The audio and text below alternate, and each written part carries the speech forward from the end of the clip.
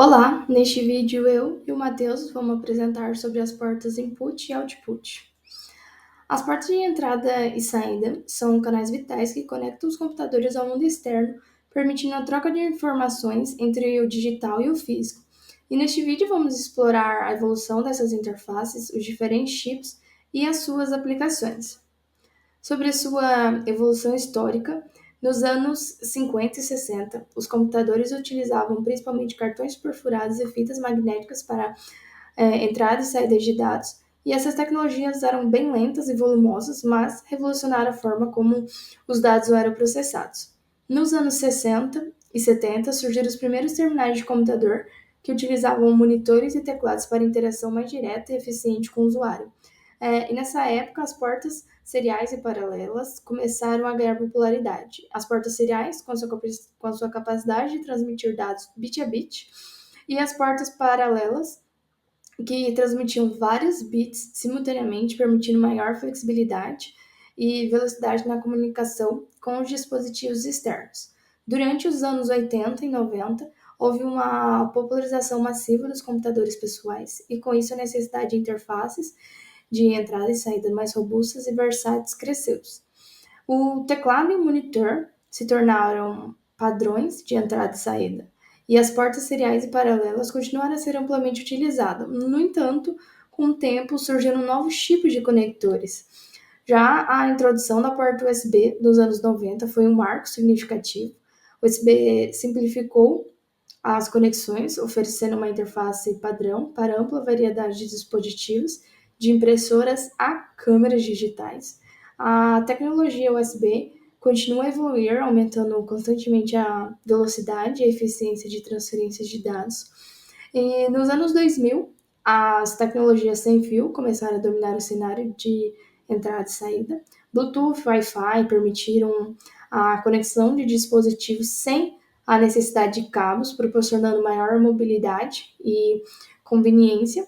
Essas tecnologias foram essenciais para o desenvolvimento da internet das coisas, que conecta dispositivos de forma inteligente e integrada, permitindo novas formas de interação e automação. E aqui estão alguns chips, como citei, USB, HDMI, monitor e impressora. Bom, falando agora sobre os desafios, temos as taxas de transferência de dados. O que são as taxas de transferência de dados? É a velocidade ao qual dois dispositivos se comunicam. E esse ponto tem que ser levado em consideração em empresas de grande porte, pois o USB 3.0 Thunderbolt tem uma eficiência muito maior e uma velocidade superior na hora da transferência, né, de dados entre as máquinas. Os protocolos de comunicação se referem à forma como nos comunicamos com a máquina, por exemplo, o Wi-Fi, o Bluetooth ou até mesmo o USB. E elas asseguram uma comunicação eficiente e confiável.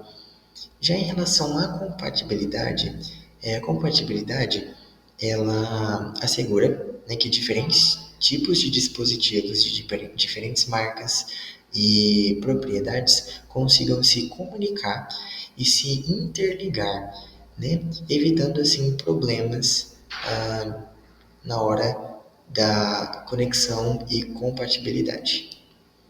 Falando agora sobre as tendências. Atualmente, com o avanço da tecnologia, muitas tendências se apresentam, né, no mercado. Por exemplo, as interfaces sem fios que conhecemos, como Wi-Fi, Bluetooth, que eles permitem, né, que dispositivos se comuniquem sem nenhum tipo de cabo ou conexão física.